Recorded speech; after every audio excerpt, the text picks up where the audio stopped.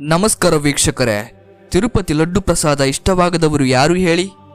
ತಿರುಪತಿ ದೇವಾಲಯ ಎಷ್ಟು ಫೇಮಸ್ ಆಗಿದೆಯೋ ಅಲ್ಲಿ ಸಿಗುವಂತಹ ಲಡ್ಡು ಪ್ರಸಾದ ಕೂಡ ಅಷ್ಟೇ ಫೇಮಸ್ ಆಗಿದೆ. 3 ಶತಮಾನಗಳ ಇತಿಹಾಸವಿರುವ ತಿರುಪತಿ ಲಡ್ಡು ಪ್ರಸಾದ ತಯಾರಿಸುವುದು ಎಲ್ಲಿ? ಹಾಗಾದರೆ ಅದನ್ನು ಯಾರು ತಯಾರಿಸುತ್ತಾರೆ ಎಂಬ ಕುತೂಹಲ ಸಹಜವಾಗಿ ನಮ್ಮಲ್ಲಿ ಮೂಡುತ್ತವೆ. 7 ಬೆಟ್ಟದೊಡೆಯನ ಲಡ್ಡು ಪ್ರಸಾದದ ಬಗ್ಗೆ ವಿಶೇಷ ಅಂಶಗಳನ್ನು ನಾವು ಇಂದಿನ ಈ ವಿಡಿಯೋದಲ್ಲಿ ತಿಳಿಯೋಣ ಬನ್ನಿ. ಭಾರತದ ದೇವಾಲಯಗಳ ಪ್ರಸಾದಗಳ ಪೈಕಿ ಅತ್ಯಂತ ಪ್ರಸಿದ್ಧವಾದದ್ದು ತಿರುಪತಿ ಲಡ್ಡು ಪ್ರಸಾದ. ಇದನ್ನ ತಿರುಮಲದ ಶ್ರೀ ವೆಂಕಟೇಶ್ವರ ಸ್ವಾಮಿ ದೇವಸ್ಥಾನದಲ್ಲಿ ತಯಾರಿಸಲಾಗುತ್ತದೆ. ಈ ತಿರುಪತಿ ಲಡ್ಡು ಪ್ರಸಾದವನ್ನ ಮೊದಲ ಬಾರಿಗೆ 1715 ಆಗಸ್ಟ್ 2ರಂದು ಭಕ್ತರಿಗೆ ನೀಡಲಾಯಿತು ಎಂಬ ಉಲ್ಲೇಖವಿದೆ.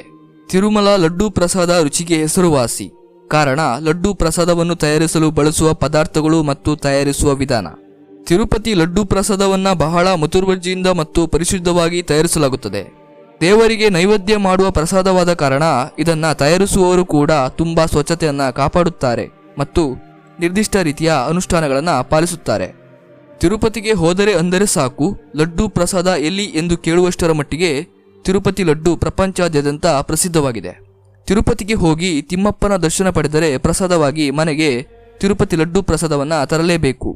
ತಿರುಮಲದಲ್ಲಿ ಲಡ್ಡು ಪ್ರಸಾದವನ್ನ ಉಚಿತವಾಗಿ ಕೊಡುತ್ತಾರೆ. ಆದರೂ ಹೆಚ್ಚುವರಿ ಲಡ್ಡು ಪ್ರಸಾದ ಬೇಕು ಎನ್ನುವರು ಟೋಕನ್ ಖರೀದಿಸಿ ಪ್ರಸಾದವನ್ನ ಪಡೆಯಬಹುದು. ತಿರುಪತಿ ಲಡ್ಡು ಪ್ರಸಾದಕ್ಕೆ 2014ರಲ್ಲಿ GI ಟ್ಯಾಗ್ ಸಿಕ್ಕಿತ್ತು. GI ಟ್ಯಾಗ್ ಅಂದರೆ ತಿರುಮಲ ಲಡ್ಡು ಪ್ರಸಾದ ತಯಾರಿಕೆ ತಿರುಮಲದಲ್ಲಷ್ಟೇ ಎಂದು ಇದರ ಅರ್ಥ. ತಿರುಪತಿ ಲಡ್ಡು ಪ್ರಸಾದ ತಯಾರಿಸಲು ವಿಶೇಷ ವಿಧಾನವಿದೆ. ಇದಕ್ಕೆ ವಿಶೇಷ ಪದಾರ್ಥಗಳನ್ನು ಬಳಸಲಾಗುತ್ತದೆ. ಕಡಲೆ ಹಿಟ್ಟು, ಸಕ್ಕರೆ, ತುಪ್ಪ, ಒಣದ್ರಾಕ್ಷಿ, ಗೋಡಂಬಿ, ಏಲಕ್ಕಿ ಮತ್ತು ಇತರ ಪದಾರ್ಥಗಳನ್ನು ಬಳಸಿ ಲಡ್ಡು ತಯಾರಿಸಲಾಗುತ್ತದೆ.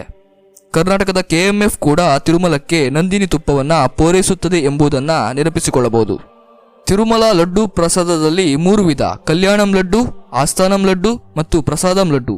ಲಡ್ಡುವನ್ನ ಮೂಲತಃ ಬೂಂದಿ ಎಂದು ಕರೆಯಲಾಗುತ್ತಿತ್ತು. 1940ರಲ್ಲಿ ಬೂಂದಿಯನ್ನ ಉಂಡೆ ಕಟ್ಟಿ ಲಡ್ಡು ಪ್ರಸಾದವನ್ನಾಗಿ ಪರಿವರ್ತಿಸಲಾಯಿತು.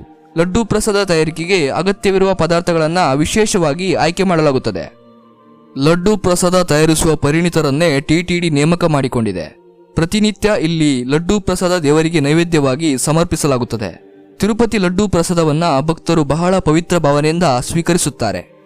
ಪಲ್ಲವ ರಾಜವಂಶದ ಅವಧಿಯಲ್ಲಿ ತಿರುಮಲ ಪ್ರಸಾದವನ್ನ ಪ್ರಾರಂಭಿಸಲಾಯಿತು ಎಂದು ಇತಿಹಾಸ ಹೇಳುತ್ತದೆ. ಆ ಸಮಯದಲ್ಲಿ ಇದನ್ನ ತಿರುಪೊಂಗಂ ಎಂದು ಕರೆಯಲಾಗುತ್ತಿತ್ತು. ನಂತರ ಇದನ್ನ ಮನೋಹರಂ ಎಂದು ಕರೆಯಲಾಯಿತು. 1940ರ ದಶಕದಲ್ಲಿ ಪ್ರಸಾದವನ್ನ ಲಡ್ಡುಗಳ